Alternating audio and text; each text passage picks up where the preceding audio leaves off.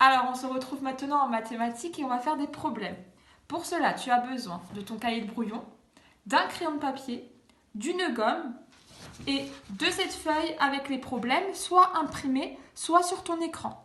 Je te laisse mettre pause et chercher cette feuille imprimée ou sur ton écran, un cahier de brouillon, une gomme et un crayon de papier. Normalement, tu as devant toi un cahier de brouillon, une gomme, un crayon de papier et cette feuille imprimée ou alors sur un écran. C'est un problème. Il y a deux questions. C'est un problème avec une image. Il faut donc bien regarder l'image. Moi, je l'ai en coloré. Tu regardes bien l'image.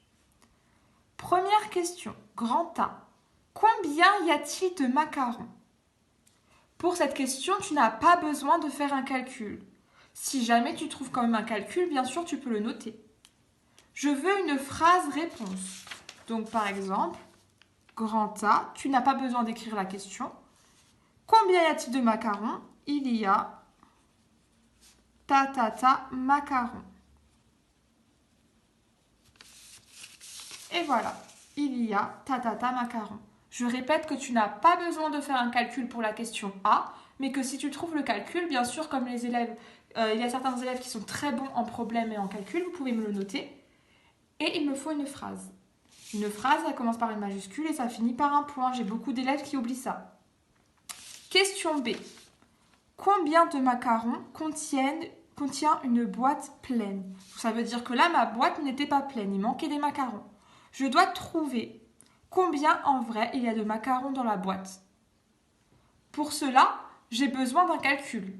Il y a plusieurs calculs possibles. Si tu en trouves plusieurs, tu peux tous me les noter. Si tu n'en trouves qu'un, c'est déjà très bien. Petit indice pour les élèves qui ont du mal. Regardez bien la forme de la boîte. Regardez bien la forme de la boîte, c'est un rectangle. Nous avons fait en début du mois de janvier des problèmes où on devait trouver combien il y avait de cubes dans un rectangle. On avait fait ça en atelier et on avait trouvé qu'on pouvait utiliser des additions et des multiplications. Je vous laisse vous rappeler comment on faisait. Donc je répète que pour la question B, il faut absolument un calcul. Tu as plusieurs calculs possibles. Si tu les trouves tous, tu peux tous me les noter. Si tu n'en trouves qu'un, eh bien tu notes seulement celui que tu trouves. Une multiplication est possible, donc j'aimerais bien que tous les élèves aient au moins la multiplication, parce que c'est sur quoi on est en train de travailler la multiplication. Ensuite, tu m'écris ton calcul.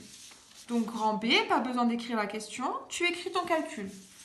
Par exemple, tu écris 23 fois 2. Je me dis au hasard. 23 fois 2, ce qui me fait 46. Et tu m'écris la phrase réponse. Il y a 46 macarons dans une boîte pleine. Si tu me trouves d'autres calculs, tu peux les écrire en dessous. Par exemple, 23 plus 23, c'est aussi égal à 46. Ou par exemple, 2 fois 23, c'est comme 23 fois 2, c'est aussi égal à 46. Je répète que pour la question 2B, il faut un calcul.